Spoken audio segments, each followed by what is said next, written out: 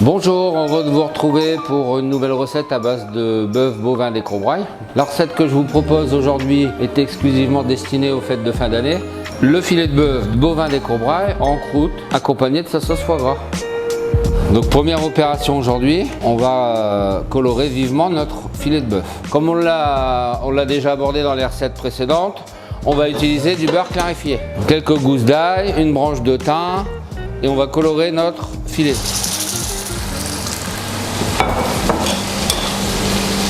En prenant soin de l'arroser, le rissolage doit être rapide de manière à ne pas entamer la cuisson de la viande. Vous n'assaisonnerez qu'une fois la viande colorée, de manière à faciliter la coloration. Ne négligez pas de colorer les extrémités de la viande. L'idée c'est de former une croûte de manière à enfermer le jus à l'intérieur également. Donc une fois la viande bien colorée, on va maintenant l'assaisonner. La viande est maintenant colorée, on va la laisser refroidir une quinzaine de minutes. Donc on a coupé les petits oignons et les échalotes en petits cubes. On va maintenant les faire suer tout doucement dans un peu de beurre. Juste une petite minute ou deux à peine, de manière à ce qu'ils brunissent mais pas trop intensément. On va maintenant ajouter les champignons que vous avez coupés finement. Donc je vais ajouter un jus de citron pour conserver la couleur au maximum du champignon.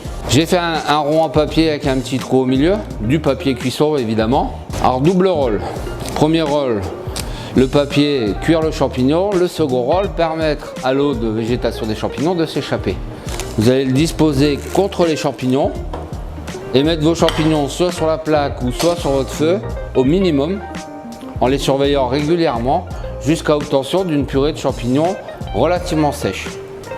Ça peut prendre entre 30 et 45 minutes suivant l'intensité de votre feu. Ma duxelle de champignons a desséché environ 45 minutes. Je vais retirer le papier et me retirer du feu et ajouter mon persil haché. Ma duxelle de champignons est maintenant sèche. Je vais la réserver. Je dispose maintenant de l'ensemble de mes éléments de base pour procéder au montage de mon filet de bœuf en croûte. Alors pour cela, donc, nous avons la viande que nous avons colorée tout à l'heure, notre duxelle de champignons, une dorure, c'est-à-dire tout simplement un œuf battu avec un petit peu de sel, et les crêpes aux herbes que j'ai réalisées au préalable. Crêpes classiques, sans sucre, mais par contre avec du sel, du poivre, de la muscade, du persil haché et de la ciboulette. Vous pouvez aussi l'agrémenter suivant vos goûts avec les herbes que vous préférez. Donc j'ai abaissé ma pâte feuilletée à 2 ou 3 mm maximum pour en faire un carré. Je vais prendre mon pinceau et je vais dorer cette pâte. Au centre, je vais venir disposer une crêpe en m'assurant ici par rapport à mon morceau de filet de bœuf qu'elle en couvre l'intégralité. Alors comme vous le remarquez, je vais commencer par le côté bourbé de mon filet de bœuf. Ça veut dire que je vais monter mon filet de bœuf en croûte à l'envers. Je vais ensuite prendre ma duxelle et tapisser assez généreusement ma crêpe. Je vais venir poser mon filet de bœuf comme ceci. Avec les gants ou les mains propres, je vais venir habiller mon filet de bœuf avec cette purée de champignons, de manière à avoir de la duxelle partout.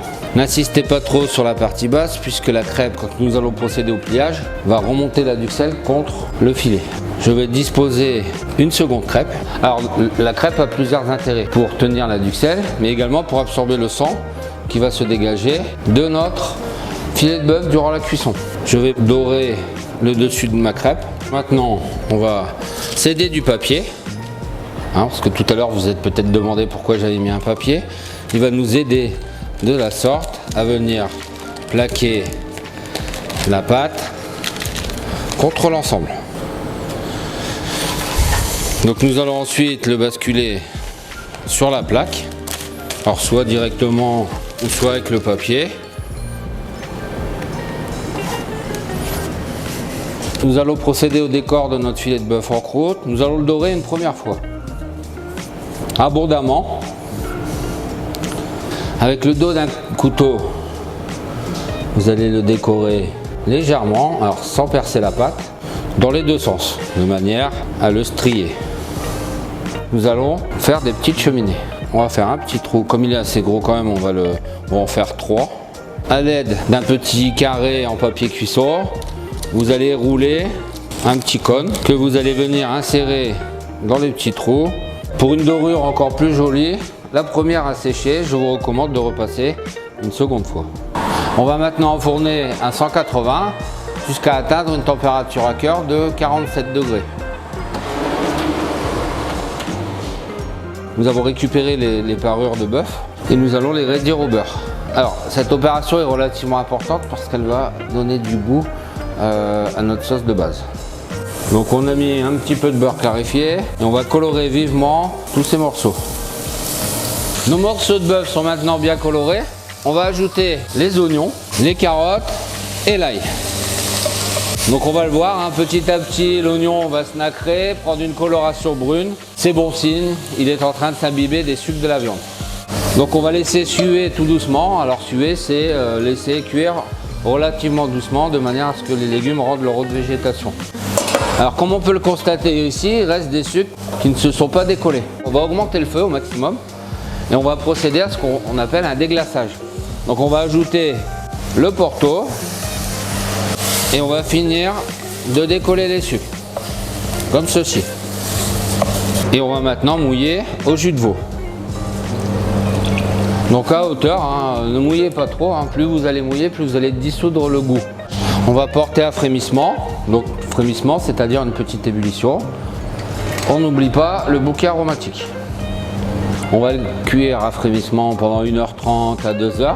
Prenez soin de baisser au minimum votre feu, hein, c'est parfait, de manière à ce que la cuisson s'effectue doucement et lentement. Au fur et à mesure de l'avancée de la cuisson, vous allez voir apparaître une petite écume dessus que vous allez prendre soin de retirer, non pas avec une écumoire mais une petite louche, c'est beaucoup plus pratique, de manière à avoir au final un jus de bœuf qui soit le plus limpide possible. Notre jus de bœuf a maintenant mijoté environ 2 heures. On va le passer au chinois délicatement. N'appuyez surtout pas avec votre louche sur les légumes, ce qui pourrait les réduire en purée et nuire à la qualité de la sauce. Privilégiez plutôt un petit mouvement avec votre main sur l'étamine, de manière à avoir un écoulement plus facile. Nous allons maintenant terminer notre sauce foie gras. Pour ce faire, on a récupéré notre jus de bœuf. Le foie gras que nous avons coupé en morceaux est préalablement réservé au congélateur pour qu'il soit le plus frais possible. Cet élément a un vrai intérêt, à savoir de permettre à la sauce de s'émulsionner.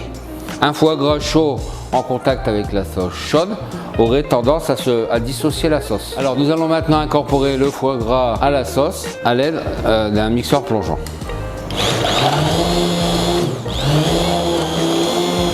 Alors, notre sauce a donc maintenant blanchi puisqu'on a incorporé du foie gras. Elle a également pris de la texture. Une petite astuce pour vérifier la texture de votre sauce, vous trempez une cuillère à l'intérieur, vous passez votre doigt sur la cuillère et la trace de votre doigt doit rester. C'est que vous êtes à la bonne texture. Il ne vous reste maintenant plus qu'à rectifier l'assaisonnement. Après environ 55 minutes de cuisson, notre filet de bœuf en croûte est maintenant prêt à être dégusté. Donc on va maintenant dresser notre filet de bœuf en croûte. Donc c'est Noël, hein, vous vous équipez d'un joli plat, d'une saucière et de jolies assiettes. On va parer les extrémités.